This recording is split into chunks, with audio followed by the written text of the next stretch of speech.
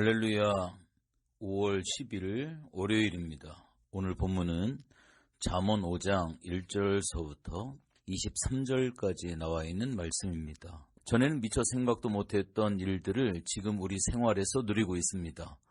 육신적으로 보면 얼마나 편리한 점이 많이 있습니까? 이렇게 과학은 급격한 발전을 하고 있습니다. 그런데 문제는 인간의 영적인 방면은 옛날이나 오늘 문명한 시대에나 조금도 다를 것이 없습니다. 그래서 오히려 더 많은 문제들을 안고 있습니다. 물질 문명과 정신 문명이 같이 발전하면 좀 낫겠는데 여기에 균형을 잃게 되면서부터 걷잡을 수 없는 심각한 문제들이 우리 사회에 야기되고 있는 것을 우리가 볼 수가 있습니다. 가정은 하나님이 세워주신 사실을 우리는 꼭 기억을 해야 합니다. 특별히 하나님께서 인간을 지으실 때 한 남자와 한 여자를 창조하시고 짝지어 한 가정을 이루어 주신 것입니다. 그러므로 가정은 어디까지나 신성한 것입니다. 인간의 사랑의 최고의 표현이 가정에서 시작이 되어집니다.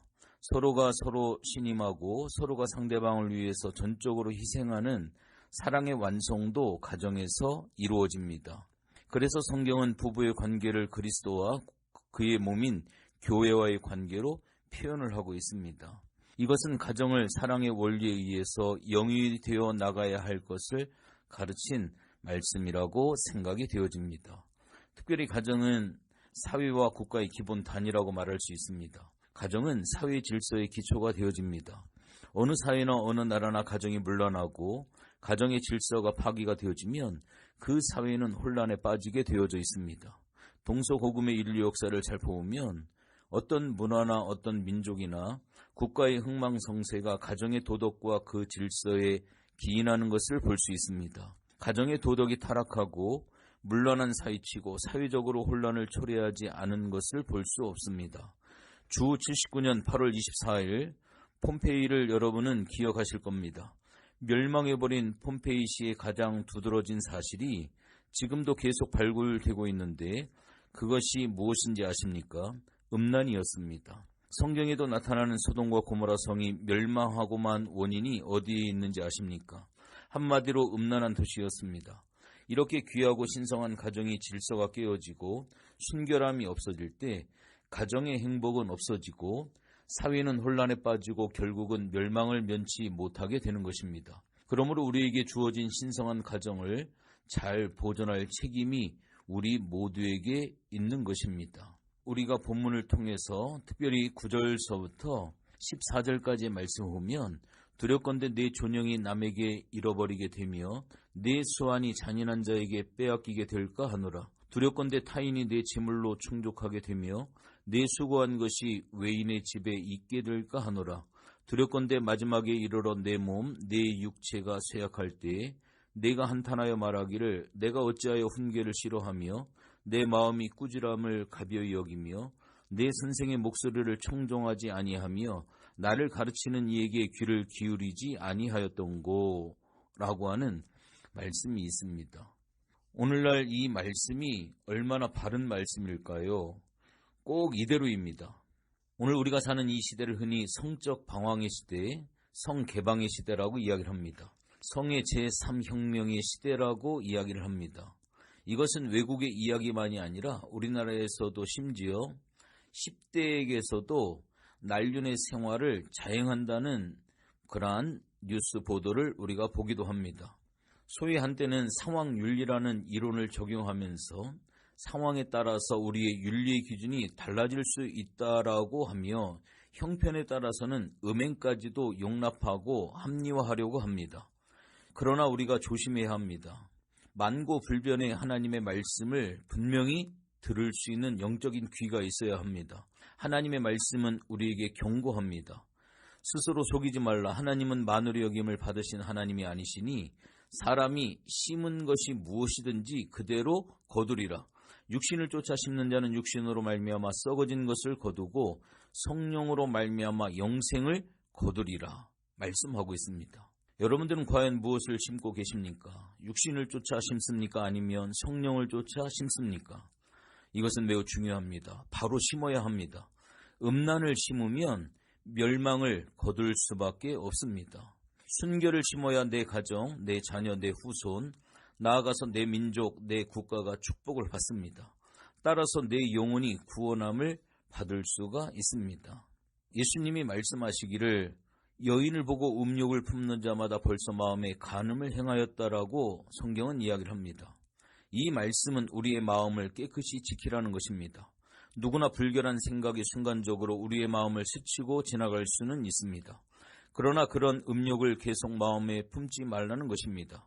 왜냐하면 품으면 알을 까기 때문입니다. 욕심을 품으면 도둑질하게 되고, 미워하는 생각을 품으면 살인을 하게 되어지고, 음욕을 품으면 간음하게 되어집니다. 마음을 깨끗이 보존해야 합니다. 그러기 위해서 내가 맡은 책임은 무엇이든지 충실하게 감당해야만 합니다. 다윗이 얼마나 하나님의 은혜를 많이 받은 사람입니까? 그가 분주할 때 범죄하지 않았습니다. 그러나 한가할 때 그만 더러운 죄를 범하게 되어졌습니다. 뿐만 아니라 내 마음속을 깨끗한 것으로 가득 채우는 것입니다. 그러기 위해 우리는 항상 기도해야 합니다.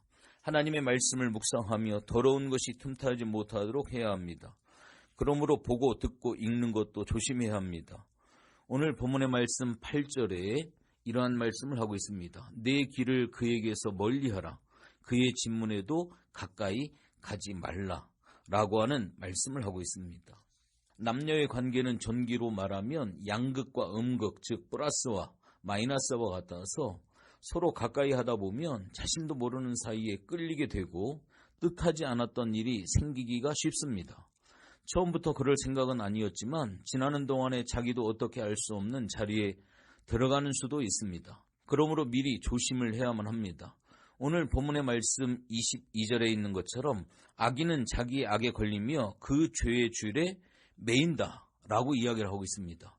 죄의 줄에 매어 놓으면 풀고 나오기가 상당히 어렵습니다. 그러므로 히브리서 기자는 모든 무거운 것과 얽매이기 쉬운 죄를 벗어버리고 우리 앞에 당한 경주를 경주하자라고 이야기를 하고 있습니다. 우리가 얽매이기 쉬운 것이 있습니다. 그런데 그 중에 가장 범하기 쉬운 것이 하나가 바로 남녀 관계 속에서의 이 부분입니다. 오늘 잠언 5장 18절의 말씀에 보면 내 셈, 즉 가정으로 복되게 하라. 네가 젊어서 취한 아내를 즐거워하라. 그는 사랑스러운 암사슴 같고 아름다운 암노루 같으니 너는 그 품을 항상 족하게 여기며 그 사랑을 항상 연모하라 라고 말씀을 하고 있습니다. 남편 되는 사람은 세상에서 내 아내가 제일이지 라고 생각하고 사랑해야 합니다. 다른 여자 넘겨보지 말아야 합니다. 아내 되는 사람은 세상에서 내 남편이 최고지 하고 다른 남자 보고 침 흘리지 말아야 합니다. 이것이 행복의 비결이 되어줄 수가 있습니다. 그러기 위해서 우리가 해야 할 일이 무엇입니까? 신앙으로 사는 길밖에 없습니다. 사람이 타락하면서부터 인간은 힘쓰지 않으면 자동적으로 짐승처럼 타락하게 되어져 있습니다. 타락하는 것은 힘쓰지 않아도 됩니다. 만유인력의 원리에 의해서 모든 물건은 지구로 떨어지는 것처럼 우리의 인간성도 이렇게 타락하게 되어집니다. 그러므로 힘써야 합니다. 믿음으로 살아야 합니다. 이것이 이만큼 중요하고 따라서 힘써서 할 일이기 때문입니다. 우리 가정의 정신적 기초가 얼마나 튼튼해야 합니다. 그 기초가 신앙입니다. 요셉이 청년으로서 애굽에서 종노릇하다가 그 집 주인의 아내로부터 유혹을 받았을 때 무엇이 요셉으로 하여금 지키게 하였습니까? 신앙입니다. 창세기의 말씀에 보면 내가 어떻게 하나님 앞에서 이 악한 일을 할 수가 있습니까? 즉 코람데오입니다. 하나님 앞에서의 신앙이죠. 무엇을 하든지 우리는 하나님 앞에서 한다라고 하는 사실을 꼭 기억해야 합니다. 남이 모르게 할 수는 혹 있을지 모릅니다. 그러나 하나님이 모르시게 할 수는 없습니다. 이것을 꼭 기억을 하십시오. 그리고 우리의 이 몸은 하나님의 성령이 계신 전이라고 하는 사실입니다. 이 전은 깨끗이 간수해야만 합니다. 더럽히면 안 됩니다. 모든 죄가 몸 밖에 있지만은 음행하는 죄는 몸 안에 있다라고 성경은 말씀을 하고 있습니다. 결론적으로 말씀을 드립니다. 사랑하는 성도 여러분, 우리의 가정이 행복하십니까? 사랑과 기쁨과 화평이 충만하십니까? 성령이 계실 만한 그러한 가정입니까? 우리 가정에 제단이 있습니까? 우리들이 찬송하고 성경 읽고 기도하기를 즐겨하고 있습니까? 이것은 매우 중요합니다. 특별히 우리가 가정의 달을 맞이해서 우리가 특별히 잠언의 말씀을 읽는 것은 큰 복이라고 생각이 되어집니다. 한 절 구절마다 우리에게 주시는 이 생명의 말씀을 묵상하시고 가볍게 여기지 마시고 묵상으로 끝나지 아니하고 그것을 삶을 통해 녹여질 수 있는 그러한 복된 5월 가정의 달이 꼭 되어지시기를 주님의 이름으로 부탁을 드리겠습니다. 기도하겠습니다. 사랑의 하나님, 고맙고 감사를 드립니다. 특별히 가정의 달을 맞이해서 잠언의 말씀들을 우리가 살펴보고 있습니다. 귀한 말씀들 속에서 깨달음을 주시고 깨달음 후에 그 말씀을 삶을 통해 녹여낼 수 있는 행위의 능력을 하나님 우리 속에 허락하여 주시옵소서. 이 마지막 시대 하나님이 세우신 교회가 하나님이 세우신 가정이 든든하게 서갈 수 있도록 은혜를 도와여 주시고 특별히 부모인 우리들에게 더욱더 큰 책임감을 가지고 말씀을 중히 여기는 복된 마음을 허락하여 주시옵소서. 감사를 드리며 예수님의 이름으로 기도했습니다. 아멘.